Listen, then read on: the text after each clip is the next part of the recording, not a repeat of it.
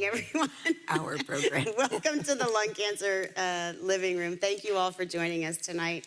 We are so happy to see all of you in the room. Thank you to everyone online who is signing in to become a part of our discussion tonight. As you know, I know Michelle sent it out several weeks ago that tonight is a patient roundtable, one of my most favorite nights where we get to learn from one another and one another's experiences. Well, what we decided to throw a little secret surprise in and ask Ganeet, who I think most of you know. If you don't, Ganeet is our Senior Director of Medical Affairs here at the Foundation and in charge of all things ALCF research. She also works over on the alchemy side too. So we're happy to have Ganeet come tonight and talk to us a little bit about what happened at ESMO. So for those of you who may or may not know, it's sort of the European version of ASCO. So David was out there, and then Ganeet is going to do some reporting on it tonight. We have a lot of stuff to go over tonight. We have a lot of exciting things happening and coming up over the next few months. So I want to jump right into it and get to it and start with our around the rooms. Everyone could do, who wants to, do a little introduction, who you are and what your connection to lung cancer is. That would be great. For those of you who may not know me, I'm Danielle Hicks. First and foremost, Bonnie's daughter, her oldest daughter. There is another one, and my role here at the foundation, and a son, there's a son in the middle. Yeah. My role here at the foundation is anything and everything having to do with patient touch programs, support services, that sort of thing. So that's me. And I think most everybody knows who this pretty lady is. I'm just like you. Yeah, yeah. Bonnie. So who wants to start the around the room tonight? Anybody? Volunteer? You're going to make me just call on someone? I'm Dave. I'm going to call him Dave then, because you're right in my line of sight. He's chewing. The yellow microphone right there. My name's Dave, and I was diagnosed with stage 4 6 months ago. I am an EGFR patient, so I take Tarceva. If you couldn't tell by my rash, then now you know. And before we get too far along, can we do just a quick toast to Joan? You bet. You bet. You bet. Yes. Cheers. I can't. Please. And I Cheers can't to believe Ron's Joan. not here. Oh, you lose a warrior. Here's to her. God bless. Yeah, I think I saw a rash come in too, so raise him up for Molly as well. And Molly. Okay, Yeah. good, Yeah. good. Thank you. Anyway, so we're not going to start talking about treatments. We're just talking about You can talk initial- about whatever you want to talk about. About anything. Nothing political, though. Don't go there. of course not. Don't go there. Please. We haven't got enough time. I'll just pass the buck here. Thank you. Thanks, Dave. My name is Bruce, and this is my first time here. I've watched the presentation a few times online. I was diagnosed with stage 3 about 6 months ago. And I have been, I started out with chemo, worked, didn't work, did some immunotherapy, we aren't quite sure it's working, so we're gonna go back to, we're looking for plan C right now. So, Okay. I'm sorry? Okay, Oh, just okay. listening. Yeah. I don't have any specific markers for targeted therapy. I have been doing, been taking Keytruda. There's been a slight progression. I'm not quite sure whether it's pseudoprogression or not. So I'm off to see Dr. Gondara next week in Sacramento, and also consulting more vigorously with my naturopath. Okay. Great. I'm glad to be here. Well, Where are you being seen down here, Bruce? Stanford with Dr. Neal. Stanford. Okay. Great, with Dr. Neal. Okay. Okay. Neal, yeah. My name is Fred Palmer. I was diagnosed with stage 3 lung cancer in October of 2013. I'm currently on immunotherapy.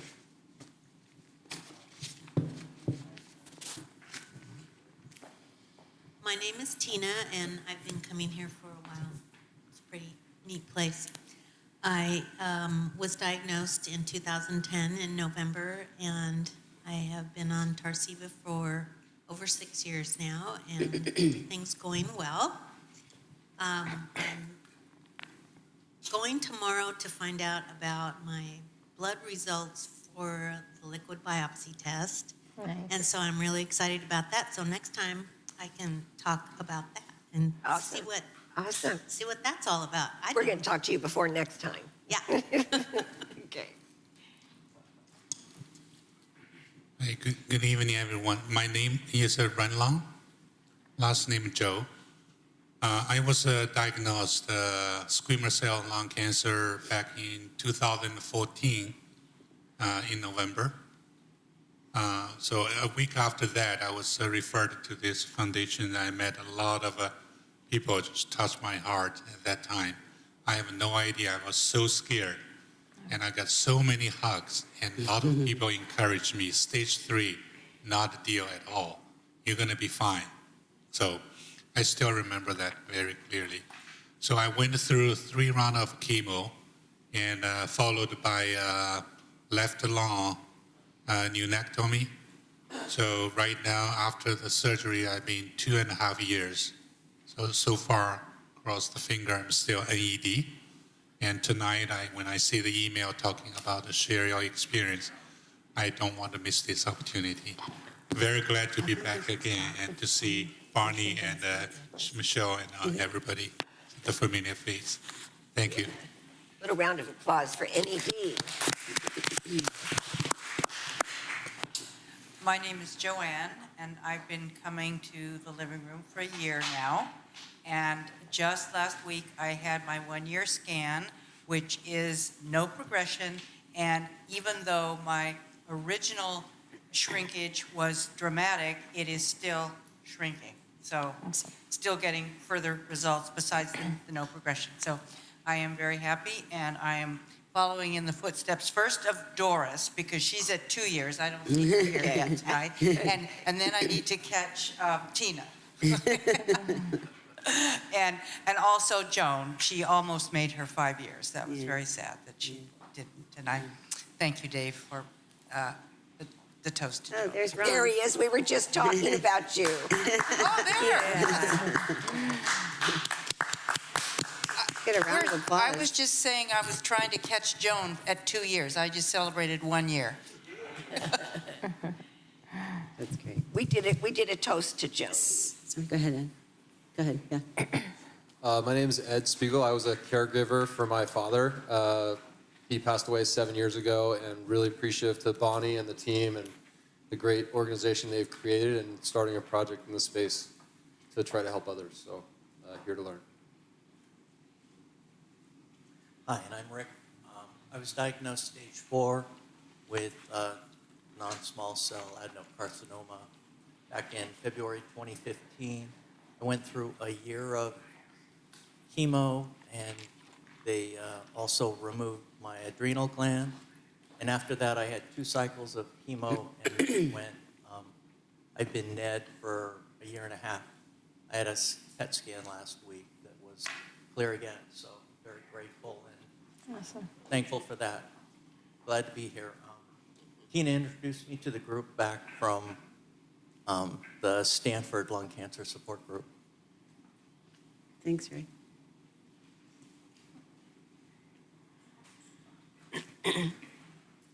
Hi, my name's Robert. I was diagnosed with stage 4 non-small cell May of 2014. I'm going through all of the standard treatment stuff, but right now I'm doing very well with it. Doctor's quite happy. There you go. Okay. They call him the miracle man. We like miracles. Anyway, I did my first lung cancer walk in 2014, right off of chemo. It was, it was fun even then, and I'm looking forward to one this year. Awesome. Thanks, Thank Robert. you. Does anybody in back want to? I'm Ken Chen, and it's my mom. She's got stage 4 lung cancer. I discovered April with the EGFR lung cancer. So far, I'm on targeted therapy and no chemo. Right? Chemo? Okay. Thank you. You good? You guys good? Michelle, anybody online want to say hi? There's a lot of people online, but they didn't say anything. No? Okay. Nobody wants to say hi? I think they all would say hi because we know them all. Yeah. So a big shout out to, I know a lot of our patients that we work with in Florida chime in every month. So a big shout out to all of you. I hope your power's on and something that resembles normal is starting to come back into your lives. We've been thinking about you a lot since Irma came and did her business. So. Yeah, Mara just said she's disappointed that we're not there for the race. Oh, yeah. We had a 5K scheduled that we unfortunately had to cancel because of the flooding and all the stuff that was going on out there. So. And Samantha Mixon says hi to everyone. Hi, Sam. And Hi, Mara. Sam. Hi, Mara.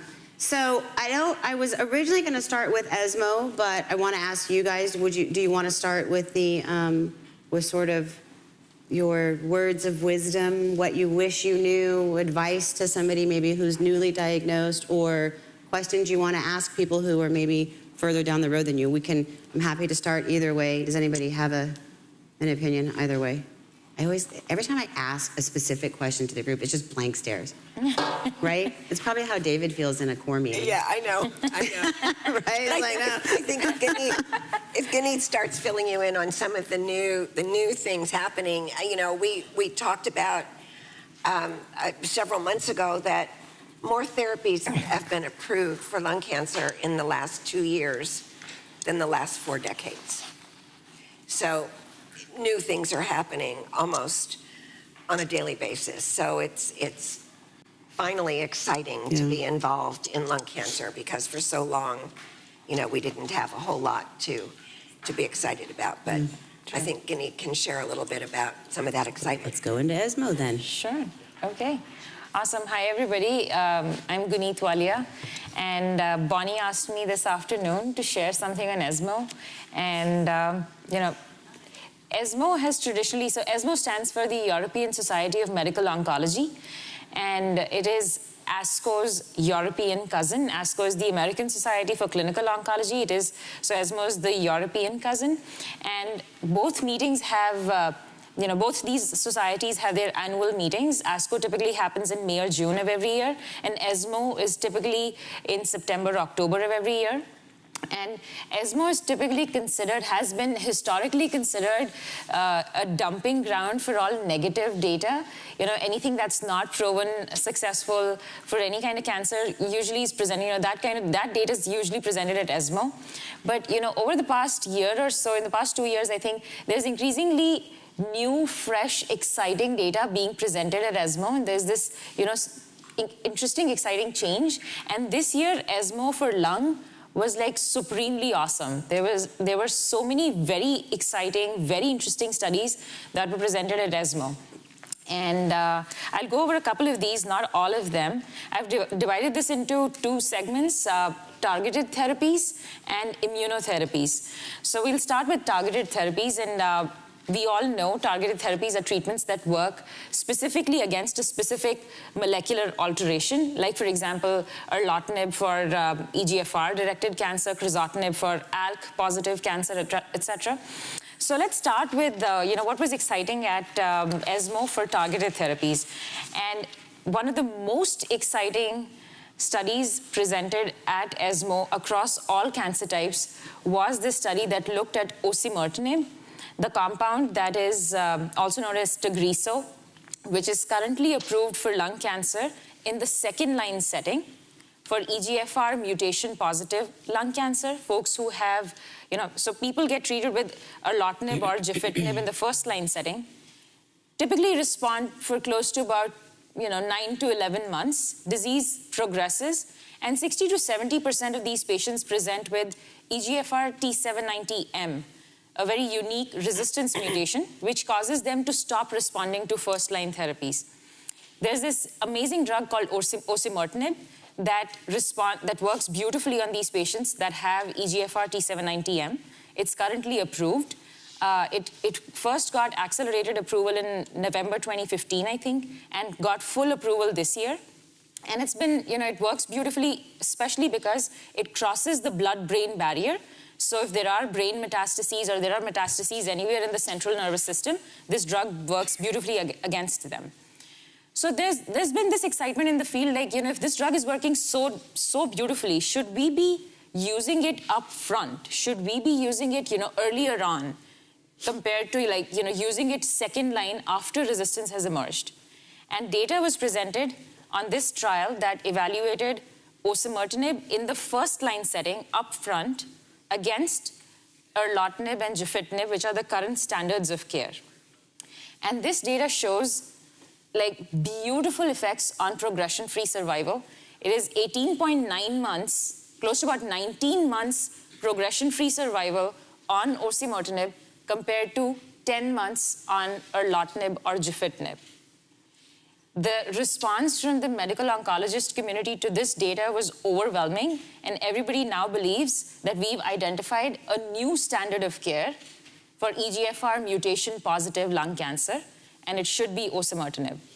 The study is still ongoing. Overall survival data is being collected, and then the company, which is AstraZeneca, they'll apply for approval in the first-line setting, but this is coming, and it is supremely exciting, given the PFS benefit that this drug provides. And what does PFS mean? Progression-free survival benefit. So I have a question, just thinking, trying to put my patient brain on for a second. So typically, like you said, Tagrisso is used in the second line setting. Mm-hmm. What now becomes a second line? Come to that. Okay, Yeah, there you yeah, go. yeah. Okay. So, it's amazing for EGFR patients, right? The current standards is erlotinib or gefitinib or afatinib in the first line. When you progress, you have osimertinib, right? And that works beautifully. But if we move osimertinib up front in the first line setting, we definitely prolong emergence of resistance because we are hitting both the original EGFR sensitizing mutations, we are hitting resistance mutations, we are hitting potential brain metastases. Everything's being taken care of up front, but disease definitely is going to come back, right? And what do we do then? What are our agents then? So there's speculation that, when disease evolves on osimertinib, it will most likely have MET mutations, either MET amplification or MET mutation. And MET, we already have inhibitors like crizotinib. So we have other agents down the line after osimertinib up front. But that is a very interesting scientific question because we are going to completely change the biology of the disease, right, up front. So what happens? How will the disease evolve going forward? And do we have new inhibitors for second-line patients now? And research is happening in that space. So does anybody have questions about that? Is that making sense? So instead of, go ahead, Joanne, do you want to grab your mic? How does this information get down to our oncologists? Those of us who are on Tarceva and perhaps should be on Tagrisso or Yeah, that's a very interesting question. One of the ways is, the foundation has our handbook, patient education handbook. We are going to update the handbook with all the latest data, and you can take it to your oncologist. We are hoping to distribute, we distribute the handbook across, Yes, I have one. You do. So it will be updated pretty quickly with these new data. So we're hoping that's one way we'll post. So I quickly created a document on everything that's come out of ESMO for lung cancer. We'll post it on our website tomorrow. You can take that to your doctor. Okay. Yeah. I think it's important to note, too, that this is still in a trial setting. Yeah. So Yeah. you cannot currently receive this drug outside of a clinical trial in the first-line setting. Yes. And also, with that being said, most doctors aren't going to recommend you come off a therapy that's currently working for you Yeah. to switch to something else. Yeah. So, But for you, it looks like erlotinib, Tarceva is working beautifully. It's been a year. Yeah, which is perfect, right? So if and when, say suppose resistance emerges, you already have osimertinib in your back pocket. You don't have to worry at all. Plan B. yeah, you already have Plan B. Yeah, yeah. Does anybody else have any questions? Michelle, everybody good? Okay. Oh, Ron has a question. Can somebody hand Ron a mic? So if Tagrisso is a first line of treatment, then is there any efficacy to maybe putting Tarceva second line then? I don't know. There is potential. I don't know, but that needs to be evaluated in a clinical trial to see. But osimertinib is, it's taking care of both EGFR sensitizing mutations and resistance mutations. So the likelihood of the cancer evolving into something different is higher. And it's typically seen that EGFR T790M mutation carrying patients, when they progress on Tagrisso, they have either MET alterations. One portion also develops small cell lung cancer. So it completely transforms from non-small cell to small cell. So, what's happening in cancer, and especially now when we are using this upfront, can't say. And I think, go ahead, Ron, sorry. Yeah, because there's this cost-benefit ratio, right? Yes. I mean, Tarceva is not as expensive, or Alopnic is not as expensive as osimertinib. Yes. And so if you can push off that and into afatinib, and then you go osimertinib, then yeah, you have shorter fuses of progression-free survival and as you switch therapies, but then you've got this hip pocket one at the end as Yes. opposed to trying to move it to the front. Yeah. I don't know, it's a debate, I think. It's Trials. Yes, Trials, and yes. trials are going to be the answer. And the other thing also is, Ron, that patients that are responding beautifully to erlotinib, when they progress, 60 to 70% will have T790M, but the other 30 to 40% might have other alterations, and for them, osimertinib is currently not approved, right? So, But it might also be hitting some of those other alterations. Is that what you're saying? In the first line setting. In the first line setting, it is working against multiple. Yeah, it works against all EGFR Yeah. alterations. Yeah. But in the second line setting, there might be something unique that's coming up that osimertinib is not approved for. So, it's a very interesting question scientifically also, and it's being explored in trials right now. Two things sort of come to mind as we're having this discussion for me. One of them is A, the importance of participating in clinical trials. Yes. And we talk about that all the time.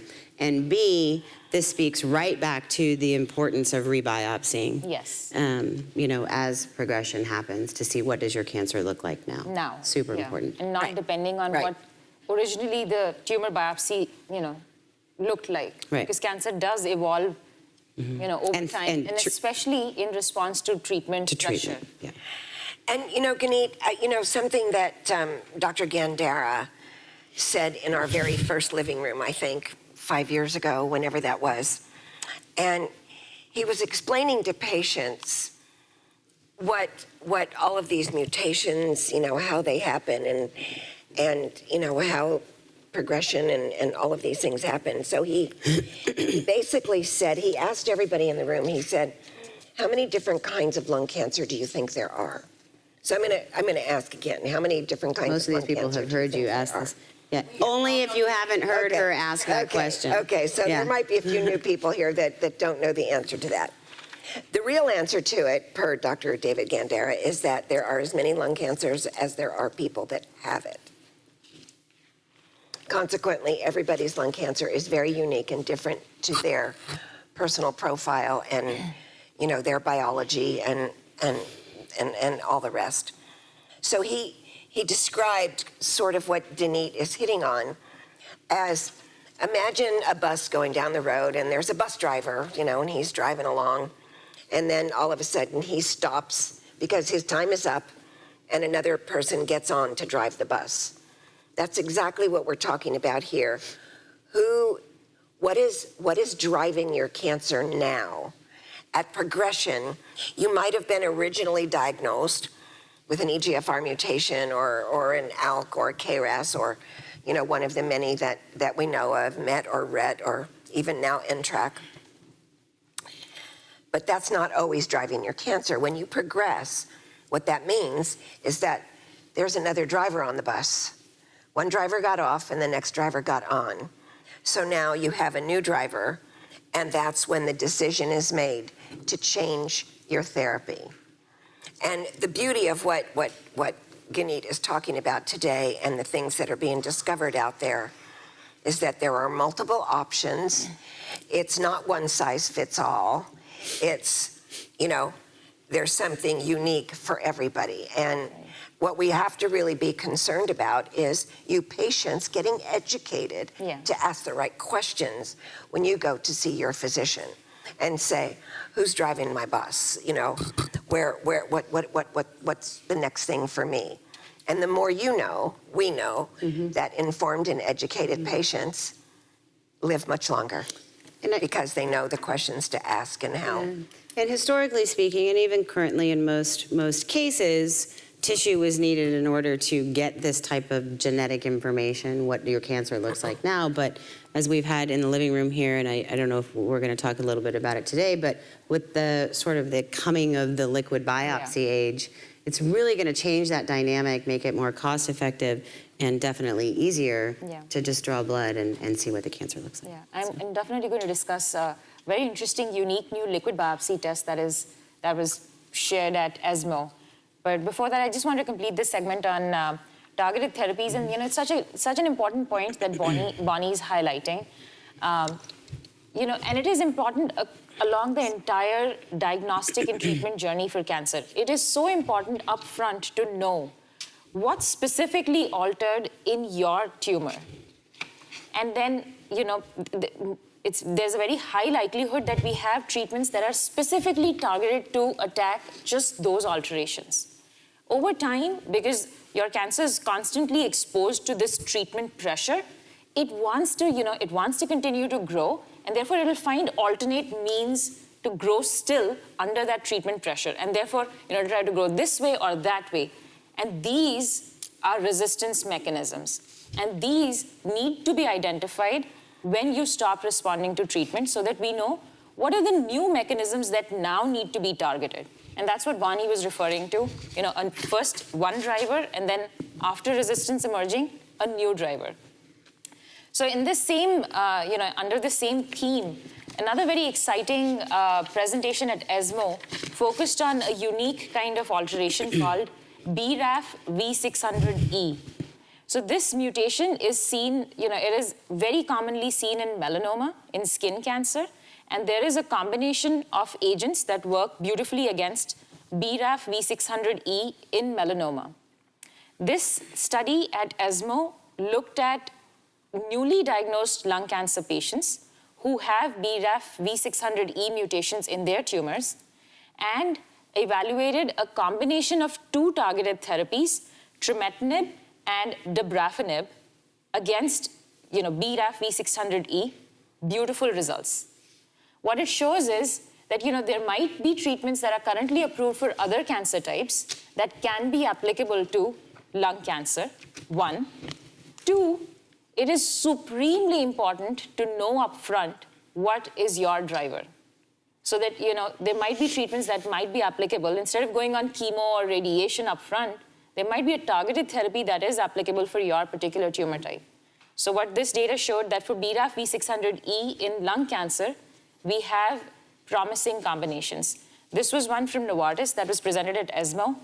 We know that Genentech also has a combination that is currently in clinical trials for BRAF V600E lung patients. So if you're interested in learning more, we can definitely connect you with the right clinical trials and share information on that. So these two, I just wanted to highlight two abstracts from the targeted therapy segment. So another point, and it's something we talk about all the time, that I think this is sort of pointing towards, again, proof that it's where scientists are thinking, is that maybe it is not, organ of being the nature of the disease, but more the molecular makeup. So it doesn't matter if it's lung or breast or colon or melanoma. Maybe it's just what the mutations are. And it's speeding toward that point. Okay. Rick. Back to the original discussion. What are the side effects of the other drug compared The to Farxiga? osimertinib? Yeah. So it's very interesting that you bring it up. Osimertinib has fewer toxicities compared to erlotinib and gefitinib, as was reported in this study at ESMO, which is interesting, right? It shows better benefit and fewer toxicities. Is it the same dosage as in second line? I think it is. I'm not sure about that. Yeah. But that's still in the clinical trial. Yes. But it will very soon, given this, this positive data, it will very soon be approved in the first line setting for EGFR positive. It was a big issue at ASCO as well. Yeah. Dave, did you have a question? I see you. Yeah, kind of back to the biopsies. You had mentioned always to continue doing biopsies so you know who's driving the bus. Yeah. At what point, I'm new at this, and there's a lot of people who are relatively newly diagnosed, and so we're on our first-line therapies. At what point do you know this? Is this basically when a scan shows that maybe either we have something new, or because the scan won't show a change in a molecular, genetic marking, right? It's only going to show size. Yeah. Right? So either it's not shrinking, or it's growing, or you've got new ones. So is this the point when your oncologist would say, let's do some sort of a biopsy? Yeah. Or is there other times? So I think there's a bunch of things happening. That's a great question. In what you're saying, typically speaking, the way progression is found is through a scan, right? So you go in for your regular scan. No growth is considered stable, so they keep you on the disease. But any time there's a growth and or new spots showing, that's typically when your doctor needs to reevaluate what's happening. Is it what we've talked about in here is oligometastatic disease? In other words, can we, if it's just one little spot, maybe two, can we just spot treat that with maybe radiation therapy? Keep you on your current targeted therapy because that seems to be working in most of the cancer, and or is the progression enough that now we need to rebiopsy, see what is now driving the bus, and change therapy. So I think there's multiple answers there. Let me just finish my thought, and then the next thing is that there's a lot of, speaking of blood studies and diagnostic companies out there looking to see if they can see some sort of progression in the blood as well. So there's all these, and that's in studies and trials right now. And I think the most important takeaway for tonight is that hopefully where we're headed is chronically managed cancer, as in AIDS.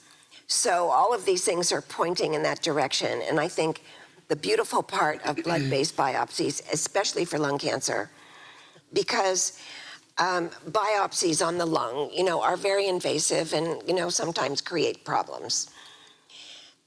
Wouldn't it be nice if we could regularly, when we can get all these costs down and some other clinical trials happening, wouldn't it be nice if we could take blood along your journey and actually see the cancer in the blood before you see it on the lung in the form of a tumor progressing? So Tina's do you have your mic? Do you want to talk a little bit about the study that you're involved in right now?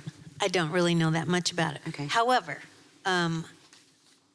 what it shows is sloughed off.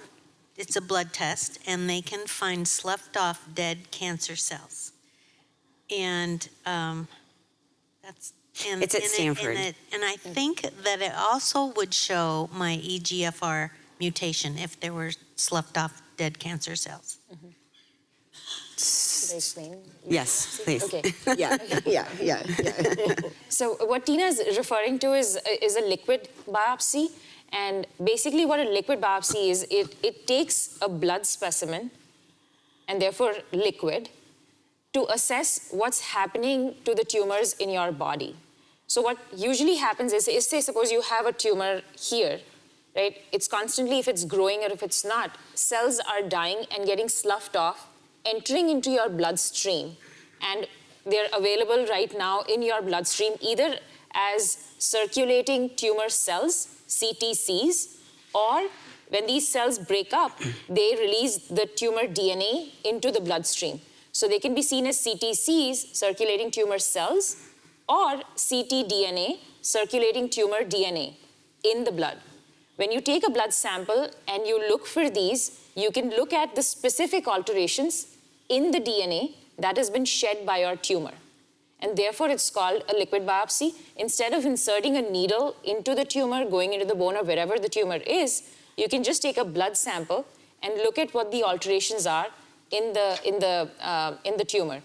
The other positive of using a liquid biopsy is that when you do a single site tumor biopsy, you're just assessing what's happening at that specific location. But if you have multiple tumors, you don't know how this tumor is different from tumors, say, suppose here or elsewhere, number one. Then there's also this very interesting concept of intra-tumor heterogeneity, which means that even the same tumor does not look uniform. So one segment of the tumor might have a specific alteration, another segment of the same tumor might have a completely different alteration. But if you're biopsying segment A, you don't know what's happening in segment B or C in that tumor, or in, tumor 2, 3, and 4. So using liquid biopsy or a blood biopsy, you're hopefully getting a comprehensive view of everything in your body, and therefore the benefit of liquid biopsies. All perfect. However, when you're first diagnosed, you do need a tissue biopsy, because that's going to tell the pathologist what kind of cancer you have, whether it's adenocarcinoma or squamous cell or small cell so we need to look for a lot of things in that first tissue biopsy. So blood-based isn't replacing tissue. Tissue will be used when it's needed. But I'm looking at Dave and he's going, do I have T790? Do I have T790? No, I know I don't. Okay, Okay. But upon progression, and hopefully you don't do that for many, many years, but if you do, and when you do, all of a sudden the T790 can show up when it didn't show up in the beginning. Well, and I think, and I don't remember exactly, because I know you shared the protocol with me, Tina, and I don't remember exactly, but I think that's exactly the study that Tina's involved in as an EGFR patient. What they're looking for is potential T790 to show up in the blood. And at that point in the blood, is it time to change it? If her tumor still looks the same, how long will it stay stable, or how long will she be NED, or all of those things? There's so many things that factor into it. Yeah, so these liquid biopsies, in trials, what they're basically assessing is emergence of treatment resistance, right? So if you're responding to treatment beautifully, there's no way to find out when you stop responding to treatment. So what we can potentially do is, if we have serial liquid biopsies during the span of your treatment, that can tell us how cancer is evolving over time, right? It might continue to respond to your treatment, but it doesn't mean that it stopped evolving completely, because it's still trying to find those ways to continue to grow. And if we do these individual snapshots in time serially, we can see how disease is evolving, when resistance is emerging, and if we can catch it before it becomes, widespread, we can hit it and therefore curb it. And that's, but it's still in trials, it's still in studies, and that's what Tina's on right now. And And I'm also in a liquid biopsy trial with Natera. Okay. Okay.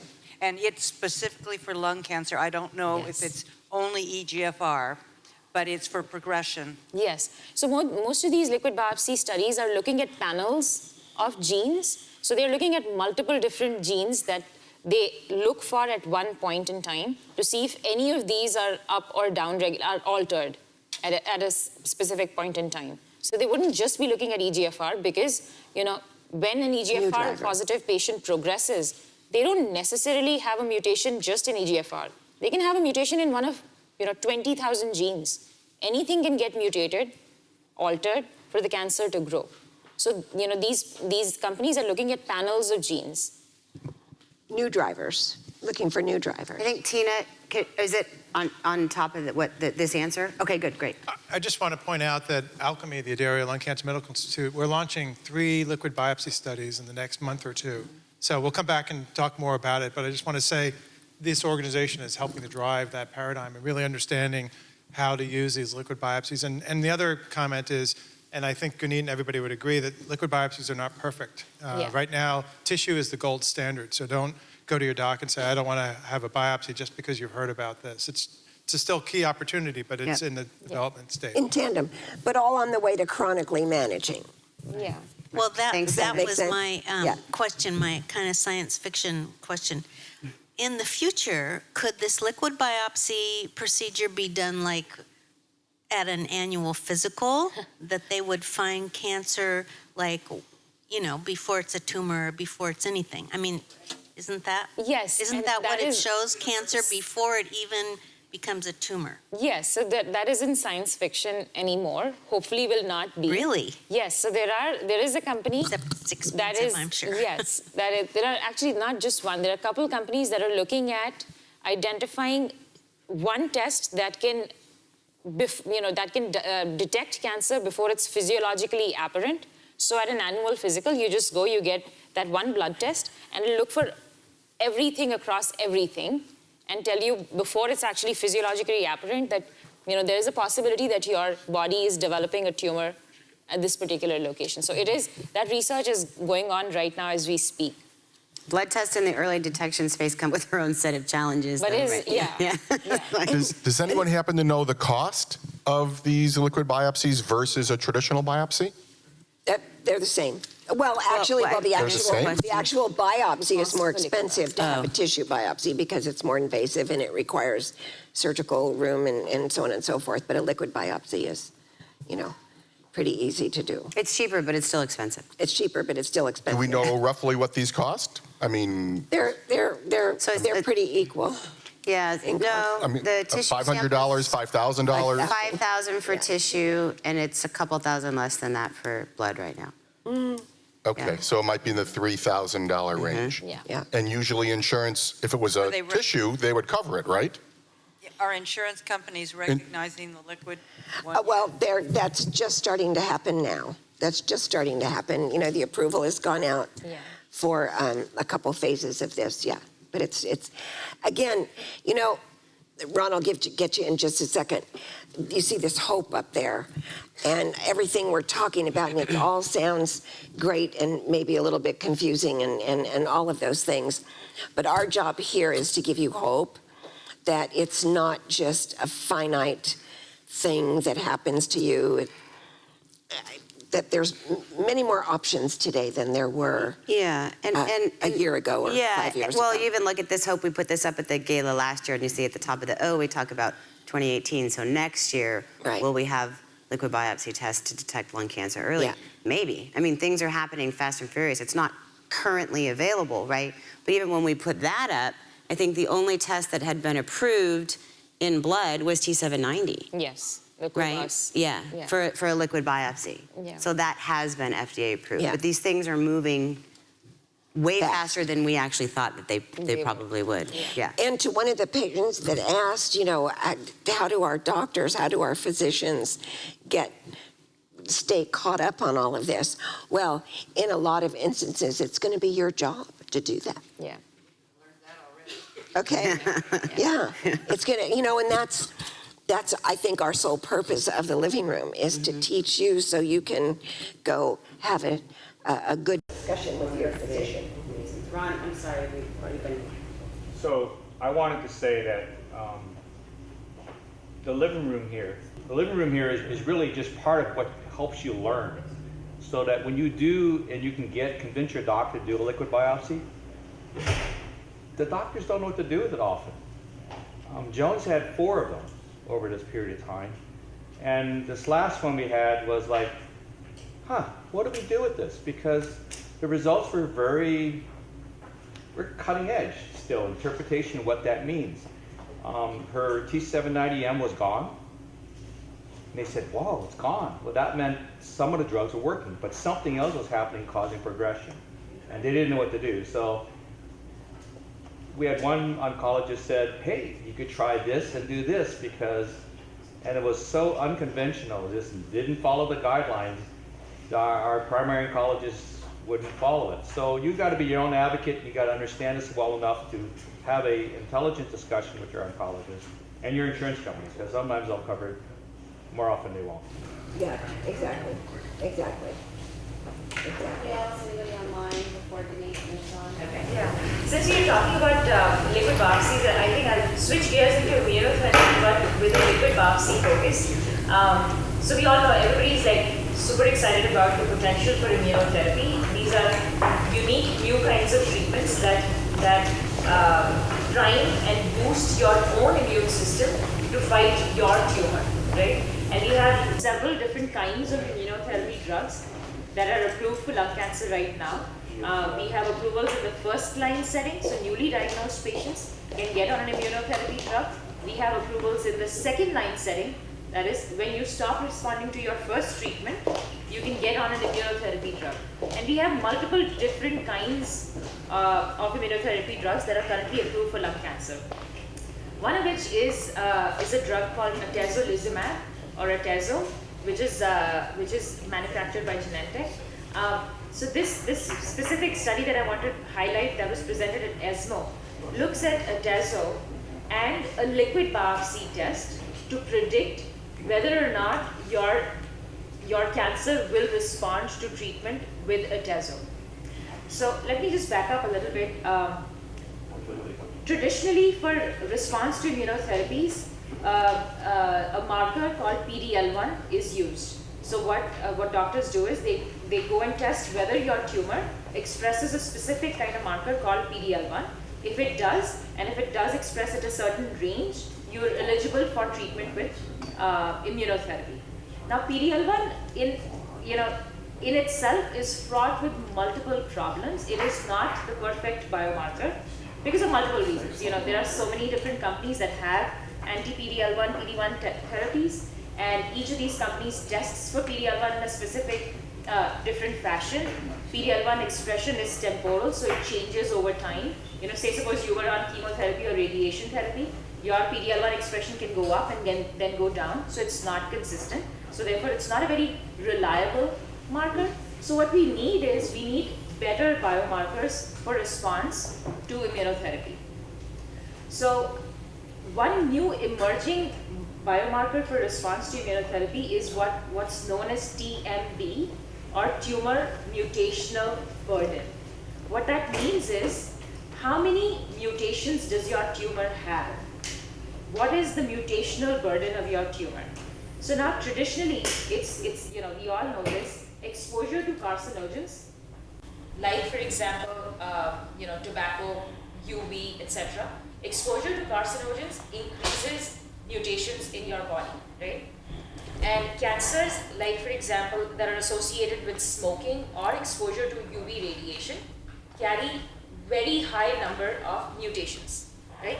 So melanoma, small cell lung cancer, squamous lung cancer are traditionally considered as cancers that have very high mutational burden because of exposure to these carcinogens. Now when something has those many mutations, just imagine a cancer cell that is heavily mutated, which means it looks extremely different compared to a normal cell. A normal cell being this way, a heavily mutated cancer cell is, weirdly shaped or whatever, just for imagination's sake. It looks extremely different. When it looks that different, it's easier for the immune system to recognize this very abnormal cell and mount a response against it, right? And therefore, cancers that have high mutational burdens respond better to immunotherapy, right? And therefore, melanoma, that is skin cancer, small cell lung cancer, squamous cancers, everything that has high mutational burden responds beautifully to immunotherapy. So now this new potential marker that's coming down, that's called TMB, tumor mutational burden, which in early data is showing that if you have high TMB, there is a higher likelihood for you to respond to therapy. How do we assess TMB? It has so far been assessed through tissue biopsies, so invasive procedures. Is there a possibility of assessing TMB through a liquid biopsy? And the first result, the first data on that was presented at ESMO. Foundation Shows one. that yes, TMB can be assessed by a liquid biopsy test. This test has been developed by Foundation Medicine. They look at 394 genes, so that's a big number of genes that they're looking at using next-gen sequencing, next-generation sequencing across 394 different genes, and that's how they assess whether a tumor has high mutational burden or low by assigning a score. So they assign a score to once they assess these 394 genes, they assign a score to your tumor, and based on that score, you know whether you are high or low. So for this particular study, what they did was, they set the cutoff at 16. So if your TMB or tumor mutational burden score is 16 or higher, the data show you are more likely to respond to immunotherapy drug atezolizumab. The progression-free survival is better. So this is very exciting. It's very interesting because, you know, we have now kind of identified a better biomarker for response to immunotherapy, and we've identified a biomarker that is non-invasive. You don't have to get a tissue biopsy. Still very early, still in clinical trials, but huge potential here. And that's why I wanted to share. So this is yet another study that is sort of pointing back to comprehensive genomic profiling being important, and another reason that it's important, right? Versus just absolutely. looking for EGFR, ALK, ROS. Yeah. Right? Yeah. So, Yeah.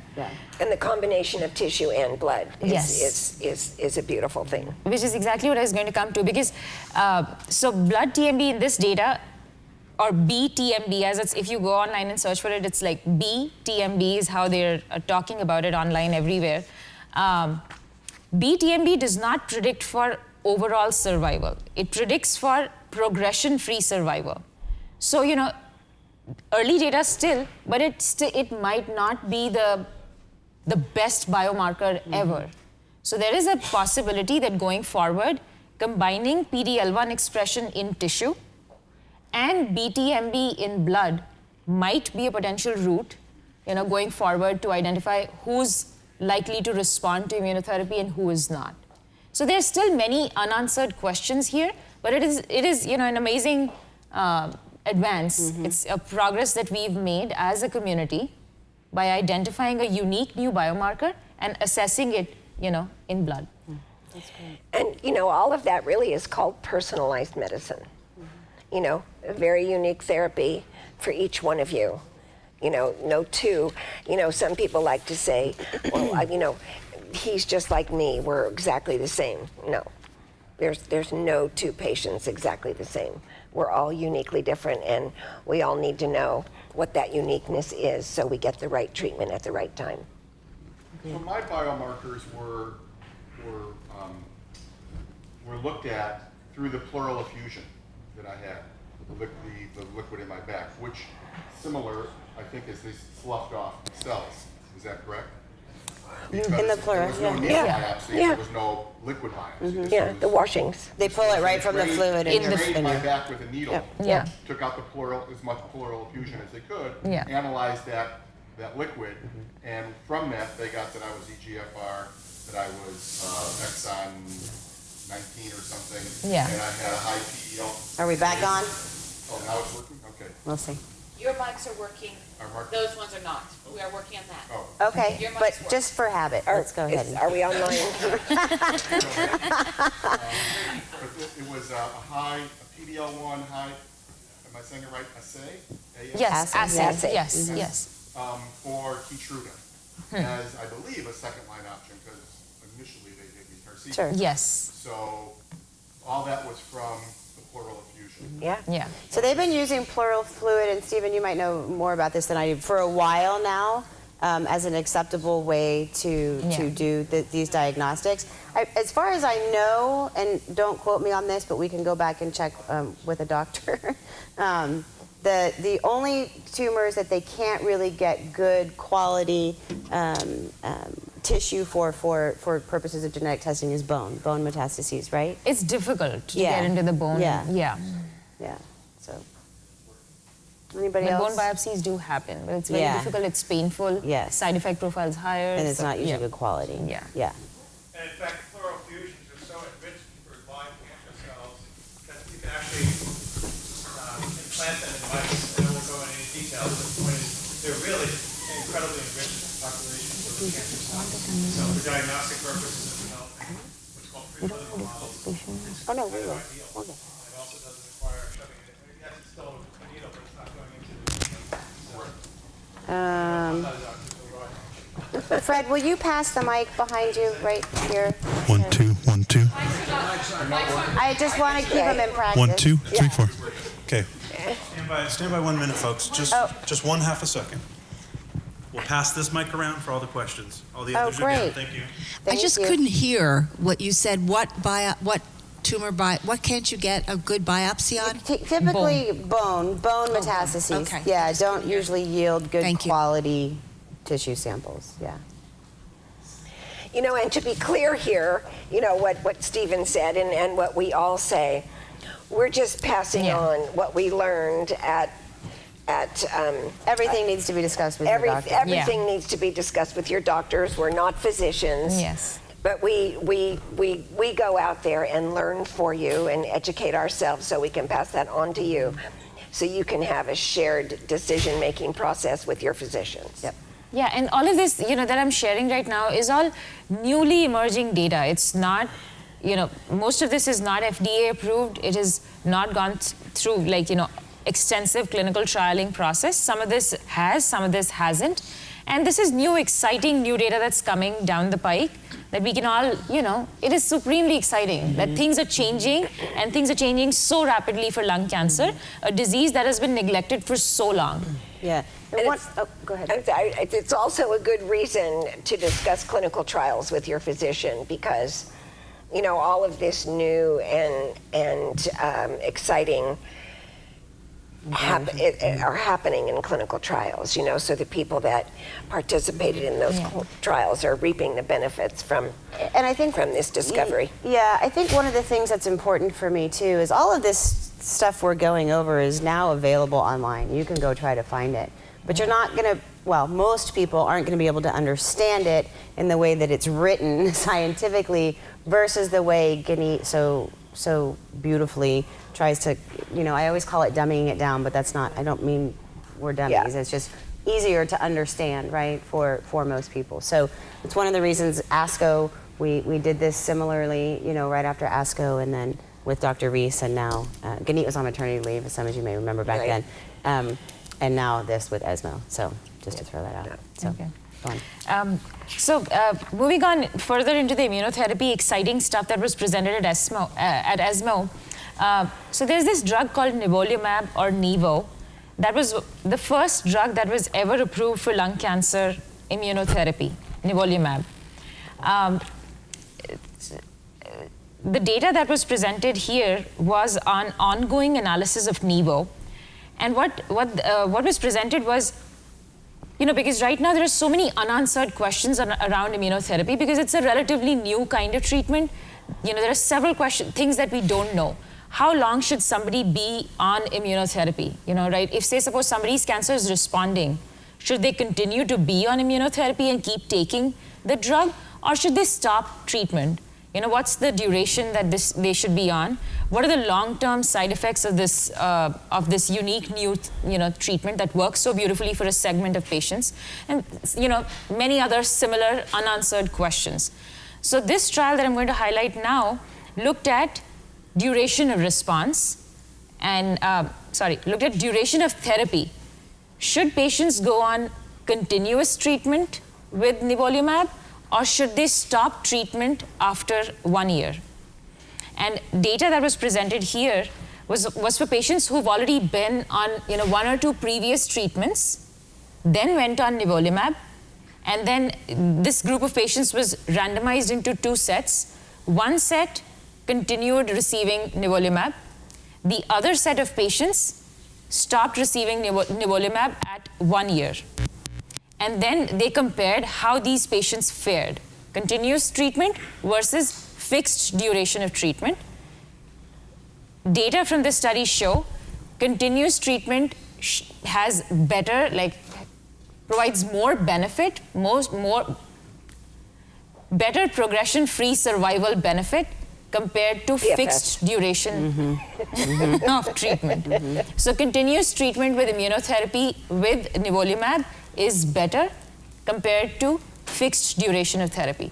There are still unanswered questions like how did they decide 1 year as the cutoff point? Should we stop at 2 years? Should we stop at 2.5 years? So there's still unanswered questions here, but it's interesting that now we know that it's better to continue therapy with immunotherapy as against stopping at least the first year. And for those of you that don't really understand what immunotherapy is in our body when a tumor develops, our body doesn't recognize it as something that the immune system should go after. You get an infection, the immune system goes to work, and the infection is gone, and so on and so forth. Not so with cancer. So what immunotherapy basically does, in a nutshell, is it wakes up the immune system to go do its job, which is to get rid of that tumor. I can't remember or that cancer. who the speaker was that came in and spoke about it. That cancer reacts similarly to a woman when she's pregnant, right? Because technically the baby's half the father's, DNA and half the mother's. And as a general rule, we should fight that off left and right because of the foreign father's DNA, right? And we don't. So it's sort of the same type of a response. Yeah. The cancer hides similar Yeah. to a pregnancy. So it's like. So what Ganeet said, just one short little sentence, is that when does the immunotherapy, the actual drug, wake up the immune system and keep it awake? So you don't really have to take the drug anymore because the immune system is doing what Already it's revved up. naturally supposed to do. Yeah. Make sense? Yeah, absolutely. So basically what Bonnie's trying to say here is like, when our body, when we get an infection by a bacteria, it's a bacterial infection or a viral infection, the body recognizes this as being foreign, as being different, and therefore mounts an attack against it and decimates it, right? Theoretically, cancer should be the same way, and that's what's happening in most of everybody who doesn't have cancer at the present moment. Our immune system is mounting responses against these cells that are mutating and decimating them, and therefore we don't have cancer, these cells progressing and replicating, etc. What some very smart cancer cells do is they cover themselves and they present as normal cells, right? So if you remove that cover, which is what immunotherapy does, you now expose this highly mutated abnormal cell that the immune system can recognize and kill, right? So cancer cell covers itself, immunotherapy removes this cover, exposes the cell to the immune system, which then kills it. Think of it as a Christmas present. It unwraps the present. Yeah. Yeah, not really a present. You don't want to really think But of it's it not as really a a present. Dave, do you want to grab? Sorry, I don't know who has it. Oh, Cody has it. Is there a reason why, whether it would be side effects, I'm guessing, why they would limit it time-wise? Why wouldn't, like for us Tarceva patients, we happen to take it until it doesn't work anymore. But why would they be interested in limiting it to 1 year or a fixed time frame instead of just letting it run until its course until it's not effective anymore? That's a very interesting question. So one reason from a patient perspective is the high cost. Immunotherapy drugs are supremely expensive. Two, for drugs like nivolumab, you have to, and this is again from a patient's perspective, you have to go into the doctor's office every 2 weeks to get infusions for immunotherapy drugs for the entire duration of treatment.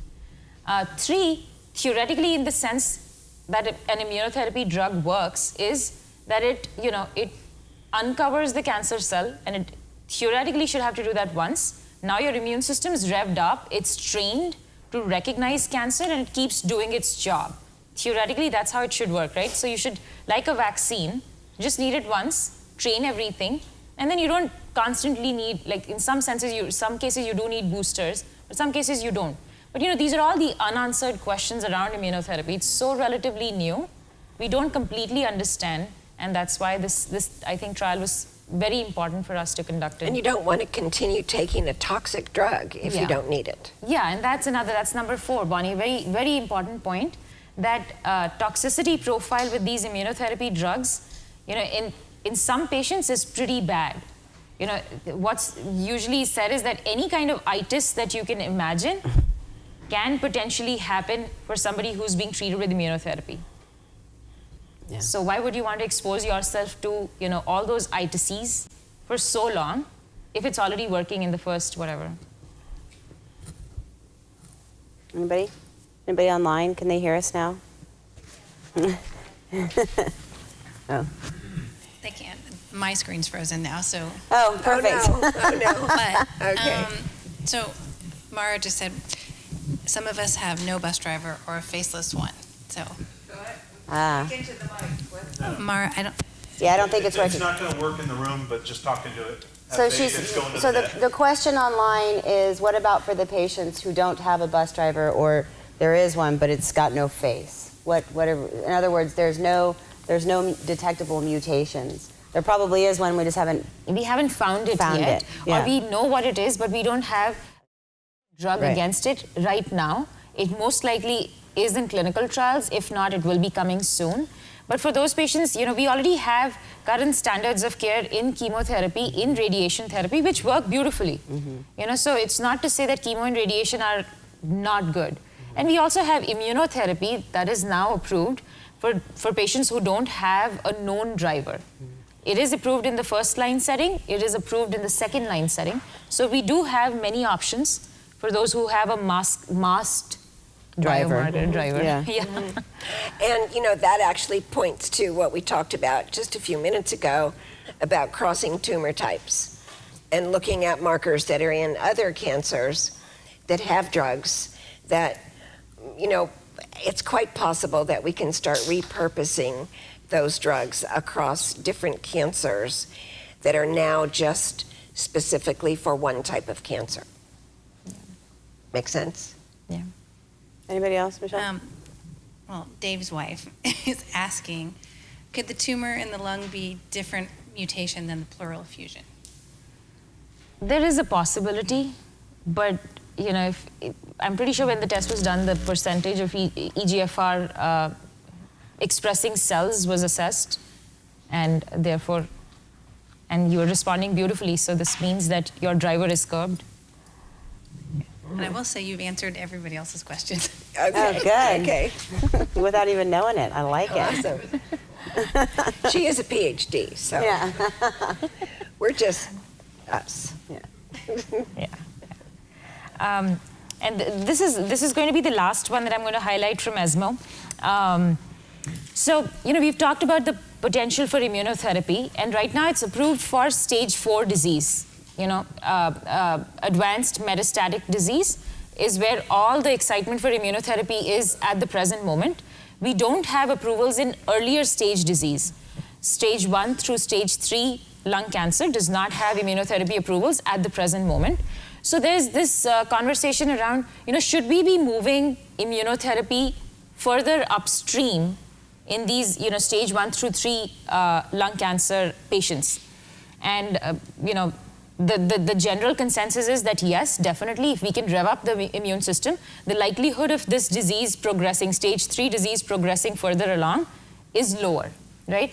So there was a study that was presented at ESMO that looked at, again, the same drug that I referred to earlier, atezolizumab, which is the drug from Genentech. And using atezo in patients who have stage 3 disease, who've gone through 2 rounds of chemo radiation. And using atezo as consolidation therapy as in these patients after chemo radiation, and comparing that to placebo, basically nothing. So atezo versus placebo in stage 3 patients who've already had chemo radiation. And atezo has shown beautiful progression-free survival data in these patients, meaning it is prolonging the emergence of resistance or re-emergence of disease in these patients. This is in patients where surgery is absolutely off the table, because we know some stage Yes, 3. Okay. yes, unresectable. Yeah. And stage 3 I think about unresectable. that, and again, not being a doctor or a scientist, you think about it, 'cause when you first were saying stages 1 through 3, I was like, okay, see stage 3, but if I'm a stage 1, 2 patient, unless I am a non-surgical candidate for whatever reason, my ECOG scores, I've got other comorbidities that don't allow me to have surgery, I'm thinking, no, thank you. Right? Yeah.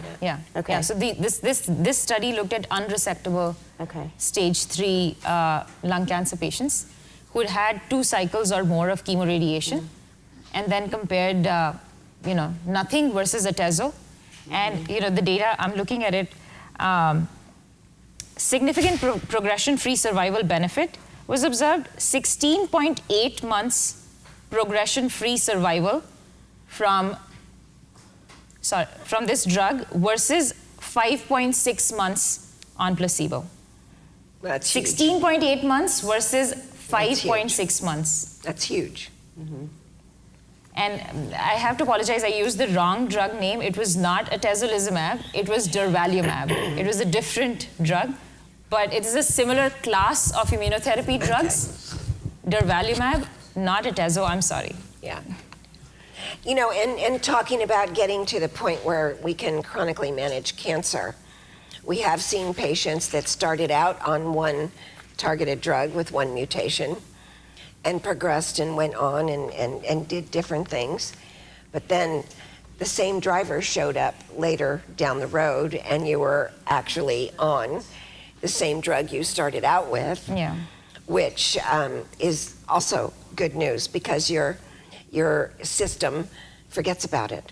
I remember when my kids were little, the doctor used to say, well, we don't want to prescribe too many antibiotics because we don't want them to become immune to the antibiotics. But the body does forget. The body does forget. So in some instances it does. In some instances, it does. So. So I'm just going to go back to this this immunotherapy in earlier stage disease and the beautiful responses that we are seeing. So there's this scientific rationale to this. Why does that happen? Why do patients who've been on chemotherapy and radiation respond better to immunotherapy? And there's a scientific hypothesis behind it that is still being evaluated. So when when a cancer is exposed to chemotherapy or is exposed to radiation, cells die and they expose what's inside the cell, right? It's being exposed now to the immune system. The immune system now sees all of this as foreign, gets trained that this definitely is not normal, gets trained and now mounts an attack against anything that emerges again. Does that kind of make sense? So chemo and radiation, when it's killing cells, it's exposing these abnormal things to the immune system, and therefore the immune system is getting trained on these abnormal things to mount an attack. And therefore, patients who've been on chemo radiation are potentially going to respond better to immunotherapy. That's the hypothesis. Yeah. And that was kind of seen in this study with durvalumab also, 16.8 versus 5.6 months PFS benefit. Yeah. I'm done. Yeah. I have a question for everybody in the room because I think this is a good thing to discuss. How do you feel about some of the commercials you're seeing on TV about direct-to-market advertising for these therapies when you don't really understand them? Does anybody have anything to say about that? How do you feel about it? Well, you know, I personally think it's great because I think you have an opportunity now to go discuss that particular, option with your physician. So I think that's good. I think what the problem might be is that, some of these things seem like an amazing ray of hope, and then there's amazing disappointment that you don't qualify for that particular drug that they're talking about on TV. So does anybody have anything they want to say about that, Ron? I think that the ads seem to drive demand where there might not need to be. And I think that's the fear I have with this, that there should be that discussion, but I think the target should be not the patient, but should be the doctors. The doctors should be more educated, and it's evolving so quickly, they need to target them. When you start driving the consumer demand on TV, it's like, I don't know. It's like puts it up there with, this is as good as stuff as, what's that other stuff? Those, the other stuff that they advertise all the time, late night TV. Yeah. Well, yeah, there's a lot of stuff. There's a lot of stuff there. Is it really as good as Viagra? Is that where we're going? Right, Ron? are we going to I don't know. Viagra? Does it work that well? Are I'm we? not sure. I agree with you. I think that I like it for a lot of the same reasons. I think it informs patients, starts that conversation with the doctors. I think one of the challenges is what you said. There is sort of an assumption based on the way they're presented that it is the do-all to end-all, and you must be on this therapy or else. Yeah. You know. And immunotherapy drugs right now, the way they are presented, it almost makes it sound like it works for 100% of patients. Yeah. But right now, immunotherapy only works for 25 to 30% of lung cancer patients, right? And melanoma. Yeah. Yeah. And what about the other 65 to 70% of patients? But they are getting this false hope when they watch this commercial that, this is definitely going to work for me. But I think with that being said, when you start looking at that 25% to immunotherapy, and then you look at the other similar percentage, to a targeted therapy or something, and then you look at how well patients are doing on some of the chemotherapies, particularly some of the triplets and the maintenance therapies. Yeah. There's good news like all across this pie, thing. Yes. And it's really the most important takeaway is finding out which piece of the pies you fall into, and then getting the best treatment within that slice. Yeah. And to Danielle's point, I think your goal is to go back to your physicians, when you need to have this discussion and say, I'm unique, I'm different. What are you going to prescribe for me and my unique profile? I look at genomic profiling, just like I look at CSI. My husband accuses me of being like a CSI groupie, and You want to so bad in your next life. I am. Yeah. But it's like profiling that, we have a profile, and your physician needs to find what your profile is and make sure you get the right drug at the right time. That's what you need to demand from your physician. Recognize how unique I am, how really, really terribly unique I am, and then let's talk about what works for just me. I don't care about what works for Joe. I want what works for me. Yeah. I have a comment on the advertising. Oh, good. It works better. Thanks, Brent. If you're advertising this drug to the masses, it's costing a lot of money, and that cost of that advertising is going into the cost of the drug, right? That's true.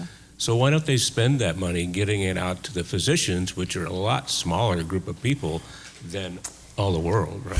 That is awesome. Well, but I think that's pharmaceutical companies have a unique challenge there nowadays that maybe wasn't the case, even just 10 years ago. There's sort of this locked door policy when it comes to these reps on the ground being able to come in and get time with these docs to really be able to truly educate them. I mean, it's one of the sort of gaps in the system that we talk about at a lot of our meetings. And how do we fill it? How do we make it easier for the physicians to become educated on the sort of fast and furious pace that cancer treatment is taking? And it's tough. But I have to say something that I'm very proud of that Danielle has put together, and these are CME live streams that we're doing, and CME stands for Continuing Medical Education for Physicians. So we're finding the biggest and the best in the world. We're bringing them into living rooms, and you're all invited because patients are always invited to these, and these go out to physicians. So, had this been a CME meeting tonight, this would have gone out to numerous physicians the around way the world. The CME work, we did. Some of you have been to them because we hosted a few actually at Peninsula Television at their studios. Michelle and I will be first week in October out in Memphis with Dr. O doing our last remote CME for the year. But it is an exciting time. But even that's not enough, right? We can't get it there with the amount of doctors there are treating lung cancer out there. It's really important that we help them to more readily and easily keep up with what's happening. Brooke, would you be interested in commenting on this in your role as marketing director for Genentech, and how Genentech is, cannot communicate directly with physicians on drugs that Genentech manufactures? Well, this is my personal opinion. Let me stand up. I would say that you guys have touched on a lot of important things, which is the patient, you are always your best advocate. And so if DTC is going to be something that brings people in to ask the right questions and you are educated, you're probably going to get the right treatment. So there are pros and cons to both of this, but the way that I think everyone looks at it is you are your own best advocate always, and this is why these sessions are so important, because physicians have a wide range of capability based on their small practice or large practice. General oncologists have a tremendous amount to keep track of, far less than you do. And even though it's overwhelming for you, imagine them.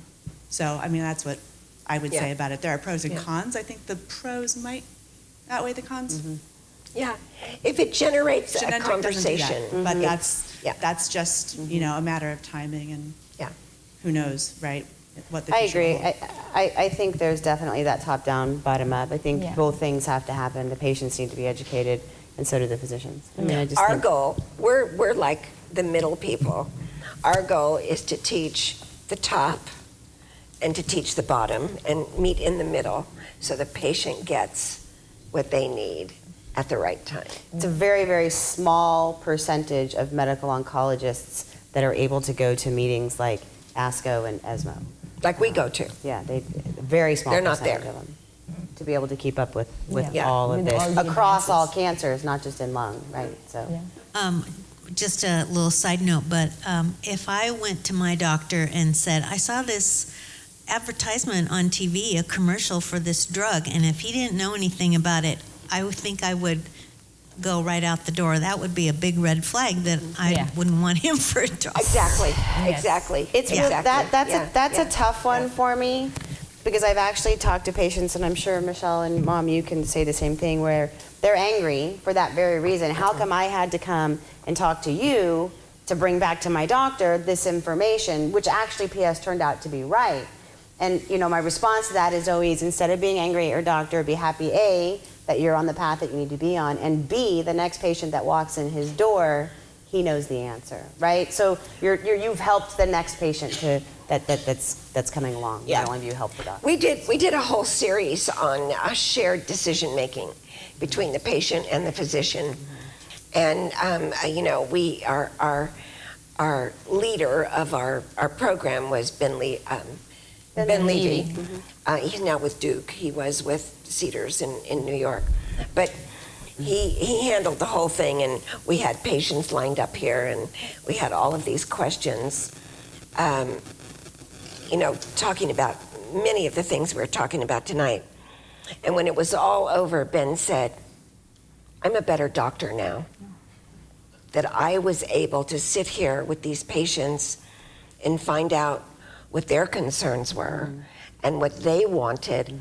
You know, when you have your very, very first diagnosis, it's so overwhelming. It's so overwhelming because all you've heard is cancer. That's all you've heard, and you're not hearing a whole lot else on that particular moment. But the next one, you know, you bring a notebook and you ask a lot of questions and you do a lot of things. It's your job to tell your physician what your best outcome is that you're looking for. You know, whatever that may be. You know, and for some patients it may be, I don't want any toxicity. I don't want X, Y, and Z. And then the doctor should tell you what his or her expectations are. Yeah. So you're both on the same page. And from that moment on, your physician knows what you're looking for, you know what he or she is looking for, and I think you automatically have a better relationship. Yeah, I think that conversation boils right back down to personalized. It's, you know, personalizing medicine is not just in the therapies or the drugs that you're given. It's in what, Communication. you know, what those shared, you know, goals are, what your physician, the conversation that you have with your physician about what your goals of care are, right? What are you looking to get out of it? That's equally as important as he or she knowing, you know, the current standards of care in cancer. Yeah. And don't be afraid to do that. Don't be afraid to do that, ever. I have one more exciting advance. We need a mic. There we go. I just want to, if I can, I want to go back to immunotherapy because you didn't mention anything about the side effects. Yes. And Itis. I don't know that many people that have had it, but I do know 4 Okay. reasonably well, and maybe they're outliers, but they practically, every one of them was like practically dead. Right. They recovered really well, and they have absolutely, tumors are gone. Yeah. So that's the great part. But I mean, to get there Yeah. was so horrifying. So I just wanted to ask, you know, I don't mean, I mean, this was like fevers of 106 for Yeah. days, Yeah. ICU for weeks. Yeah. Is that typical? Or are they outliers? I mean, I just, you know. So, you know, it depends on what kind of immunotherapy agent that they went on, number one. And if they were, say, suppose melanoma patients, in melanoma, in skin cancer, there are combinations of immunotherapy that are approved. And these combinations are supremely toxic when given together. And so, you know, just to understand why this happens, we are playing with the immune system. And we don't know exactly how we are altering the immune system. Right? And if you're revving up the immune system, there is a likelihood that it's not just recognizing cancer as foreign, it is probably also recognizing many of our own normal systems as foreign, and therefore mounting attacks against normal cells, and therefore all kinds of itices that we see with immunotherapy. And if you combine 2 drugs, just imagine, you know, the extent to which you've kind of revved up the immune system, and now it's going haywire in some cases. Some patients have minimal toxicity, some patients have, you know, extensive toxicity. It depends on what specific drug they're on, depends on how many previous treatments they've been on before So this. it's really hard So several to- different factors, but yes, it is common to see severe toxicity with immunotherapy. But you also have to understand, you can see somebody on immunotherapy that has no toxicity. Again, it's, you know, each of you are really, really unique. Yeah. Don't get a preconceived idea about how you're going to respond or not respond. Yeah. Just kind of go with it and deal with it as it comes. But that's also part of that shared decision making, Yeah. right? Yeah. Having this conversation with your doctor, understanding what the potential side effects are, and then make a personal decision as to whether or not you're willing to kind of bet the odds. I'm just right? looking at Dave. You know, I've known, you know, hundreds of patients that have been on your drug that never had a rash at all. And some that, you know, have. Thanks. Yeah. But you know, you're unique, and supposedly that means it's like working like crazy. So that's I keep awesome. looking at Joanne and Tina and Right, it's like who was the one in we're Florida who came? Yeah, right. Yeah. Right? Yeah. And I mean, she's been on it for 10 years. Right, She's, yeah. right? She's like Right. our savior. Right. And Yeah. beautiful skin, Yeah, all of right. them.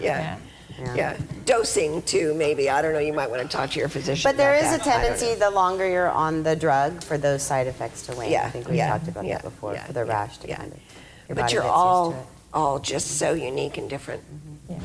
So I think we have one more thing, and then I want to get to some of the. Yeah. Just one quick thing that I wanted to share, which happened on September 14th, just a couple of days ago.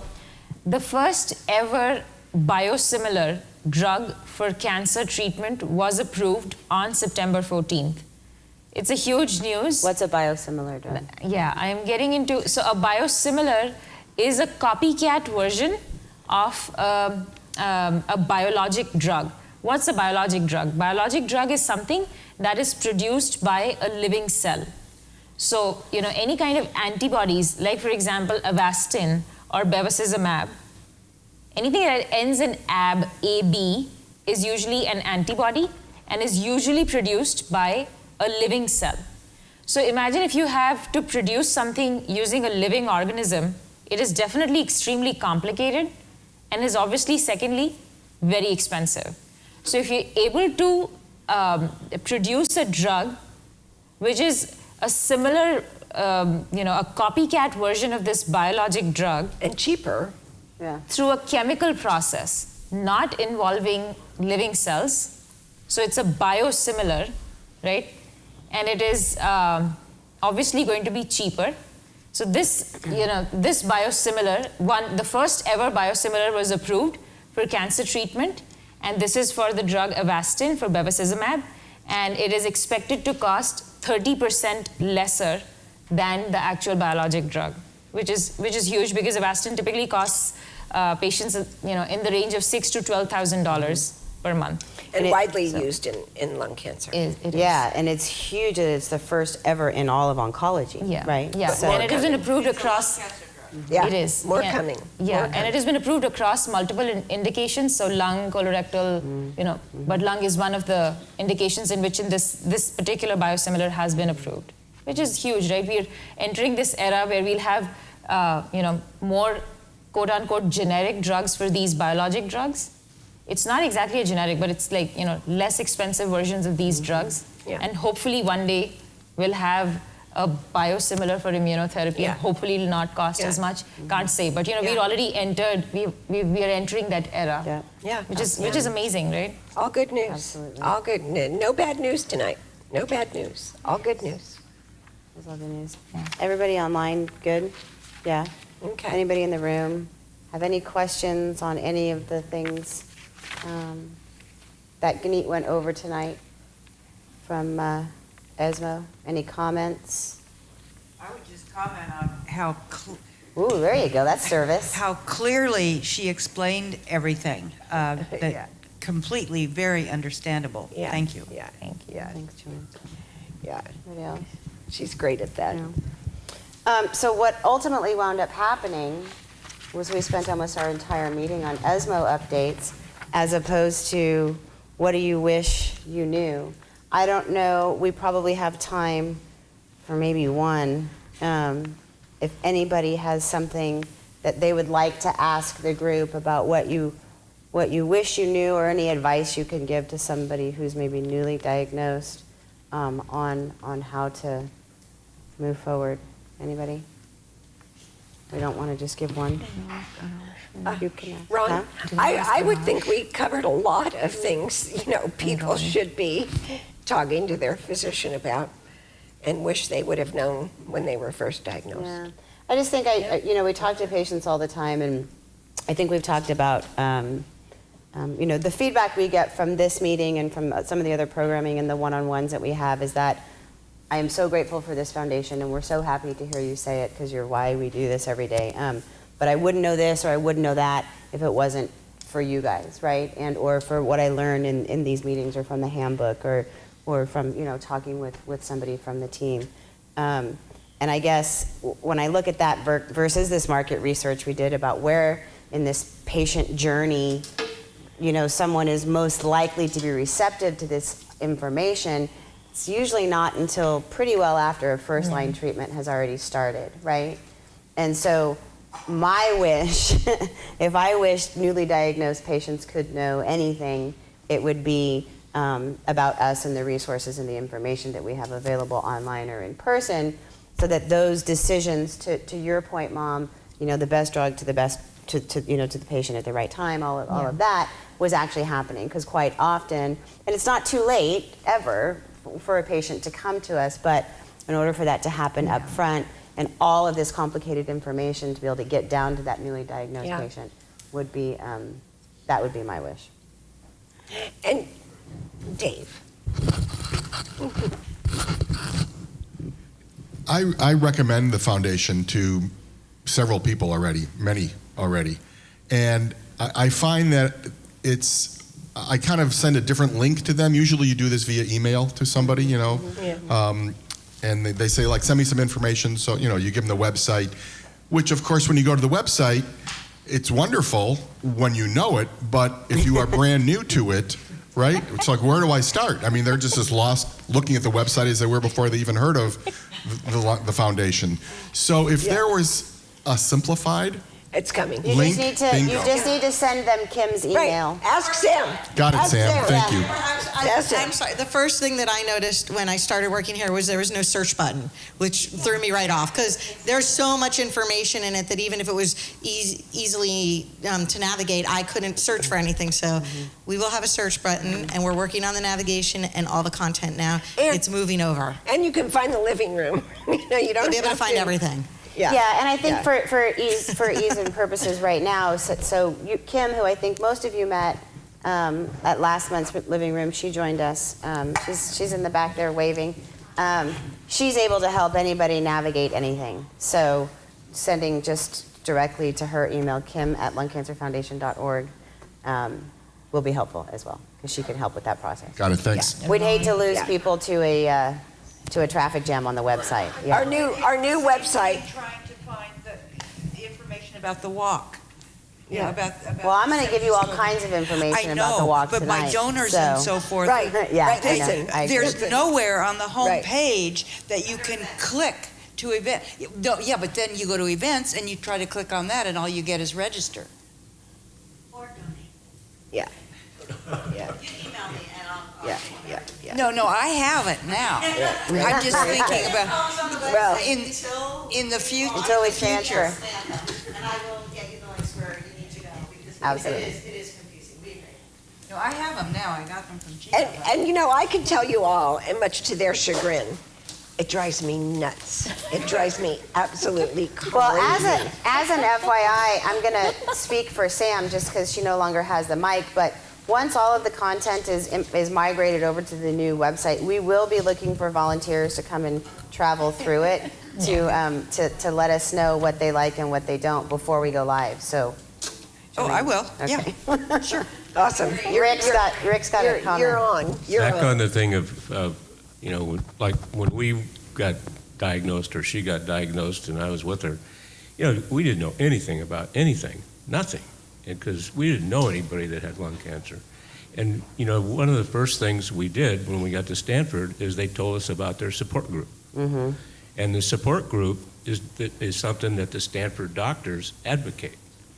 And so we've been going to this support group for, it's going on 8 years, and we see newly diagnosed patients that all they've done is they said, we just went to see our doctor yesterday or last week or a month ago, and guess who gets them to come here? Yeah, exactly. Exactly. But what I'm getting to is that I got to believe that all these large places have, you know, support group meetings. Interestingly enough, lung cancer specific support groups nationally, there's roughly 100. Oh my God. Compared to, you know, other, So that's why we're live streaming. We thought, how can we replicate this and get it? Because when we first started this, we had people standing outside trying to get in. And we thought, how can we replicate this? And we found these amazing people at Penn TV and said, can you come in and can you film it and can we? So we've reached 143 countries. So in this little room every night, it's not just us. We have the universe dialing in and learning as well. We've had people calling in from Prague and Australia and various different countries asking us to help them get second opinions. And we do that.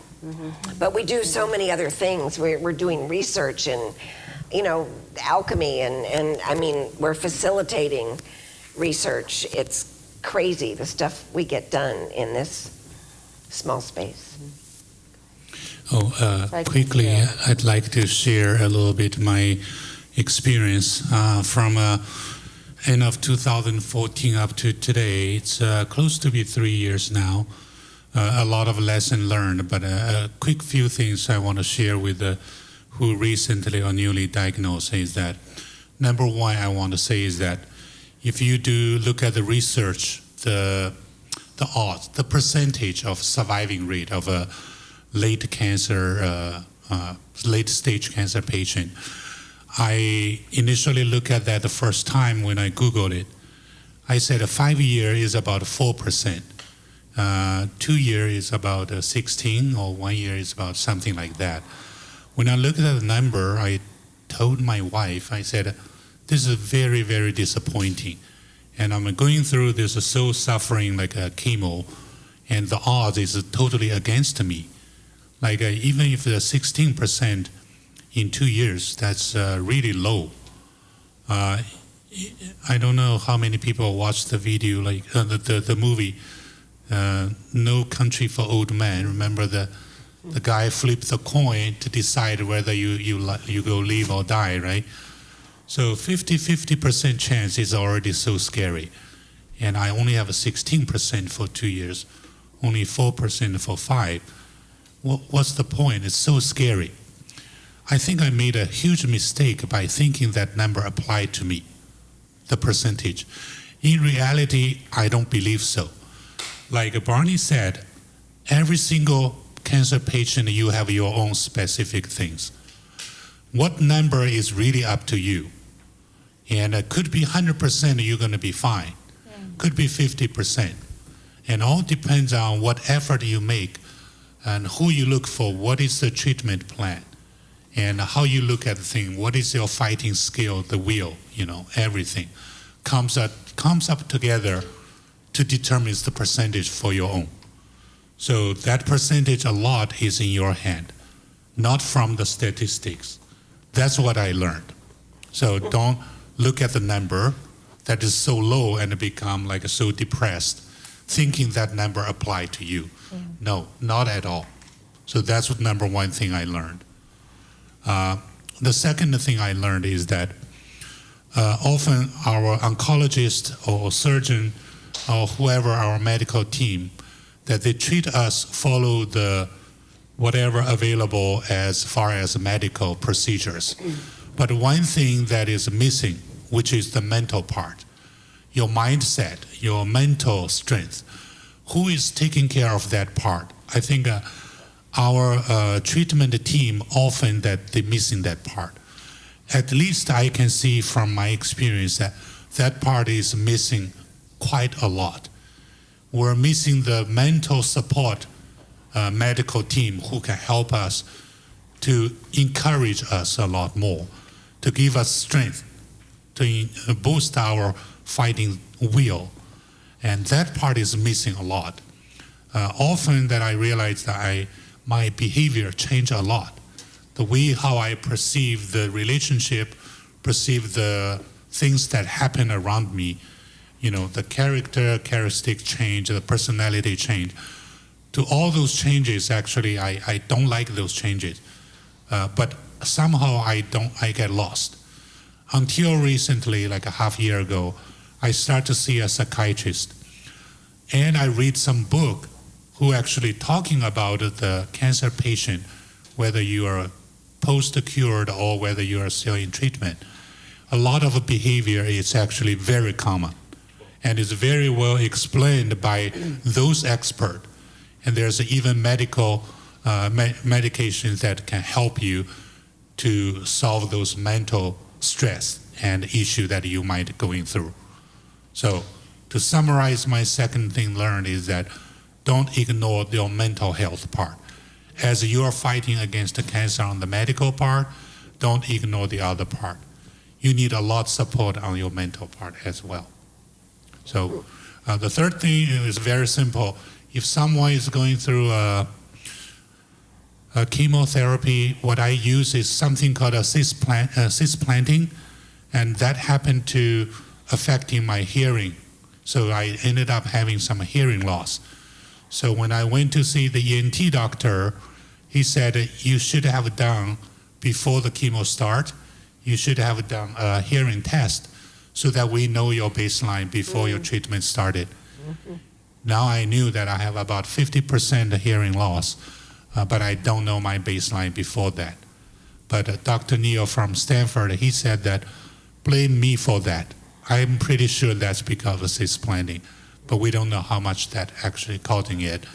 But it's a very good trade-off. I think he said that if by having 50% hearing loss, in exchange of my tumor shrink by 40%, it is a good deal. I said I agreed. But that's something I want to share. Okay. Thank you. Thank you. Thank you so much for sharing that. That was really great. So a couple of things when do we have another? Yeah, Ron, go ahead. Everything that everyone shared tonight is really great. Being your own advocate you are your best advocate. The doctors, they want to treat you, but they got a finite amount of time. But, you're the most important patient. So, and what we've said tonight, what I heard Raymond say and others, that the living room here in the Adair Foundation is a support network. It's a support network for not only for education to find out how to treat things, but it helps you with your mental and emotional help as well. And if you don't have somebody to go with you to these meetings with your doctor and help record and scribe the stuff that's being said, you're missing out. Dragoon somebody to help drive you as well as help record, because most time when we hear something, sometimes we don't hear it the same way. So we need someone to help us hear it who's more objective perhaps, is not overwhelmed like we are when we hear things. And so there are no stupid questions, always ask for them. And it's a wake-up call. We have a chance to enjoy life as much as we can in the remaining days that we have. Whether you're dying of cancer or not, we still have a finite number of days, so let's live it up while we can. Thanks, Ron. So one of the things that Ron said is that I just want to just really quick go back to, because I think it's important, is your doctor's appointments and taking someone with you. And a lot of people can't. They don't have anybody that they can take with them, right? But if you can record it, most phones now, smartphones have a recording feature. That's definitely something. If you have questions, when you go back and listen to it because it's something you don't understand, we're willing to help you, understand what it is that the doc said to you. So that's also a service that we can provide if you are looking for something like that.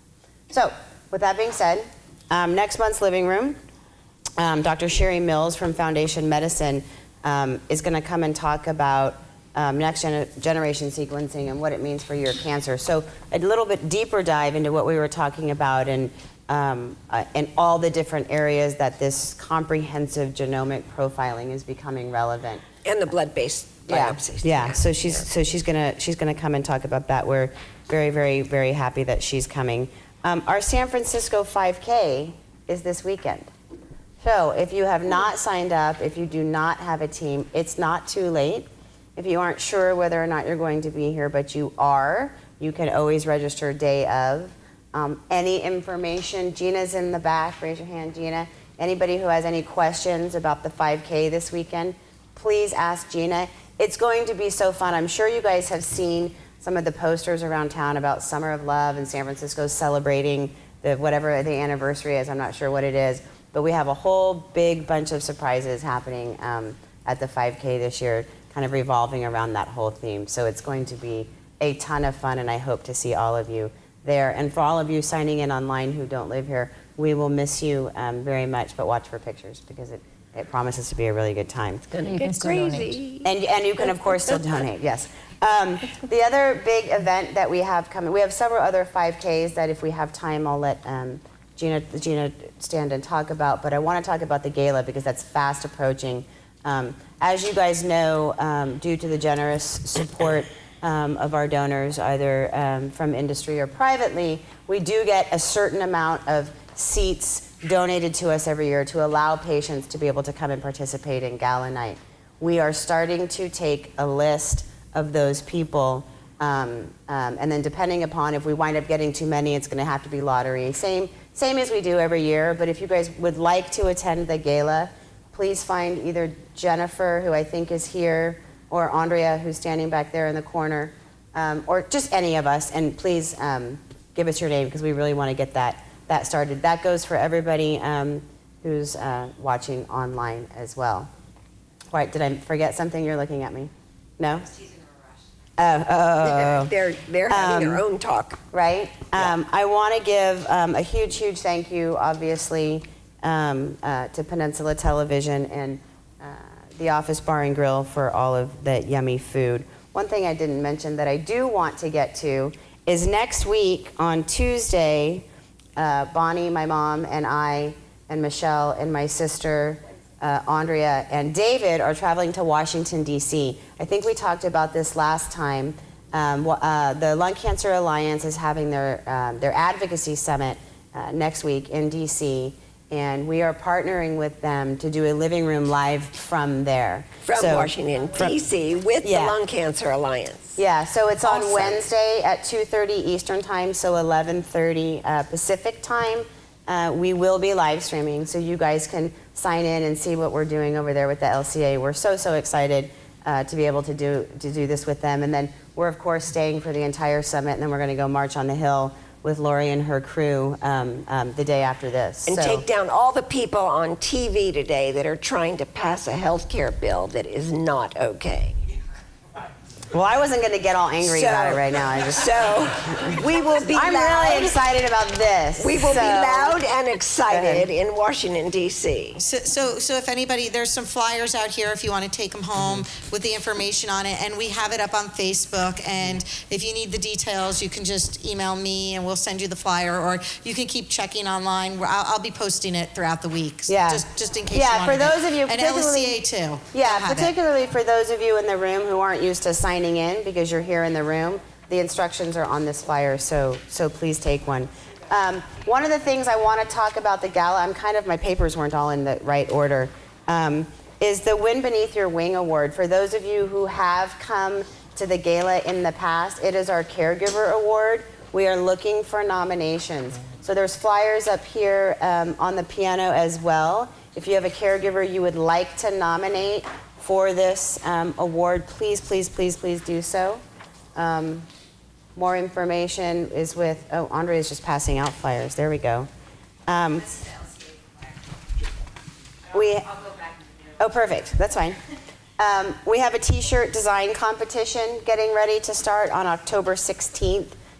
The winners will be announced November 1st. First place winner will be chosen by our ALCF advisory board. So I don't know, Sam, if you want to give a little more information about the t-shirt competition. So we thought we'd spice up our race we're good. t-shirt. So we're having a competition and asking people to draw. So any age, anything from little kids to adults, and then we'll have our advisory board look at them and choose them. If we get enough, maybe we'll make a calendar or something. Right now we only have about 3 entries, so get your t-shirts drawn, and we want it to be about hope, and then we're going to put it out for the whole race season next year. So take out your crayons and your markers. Yeah.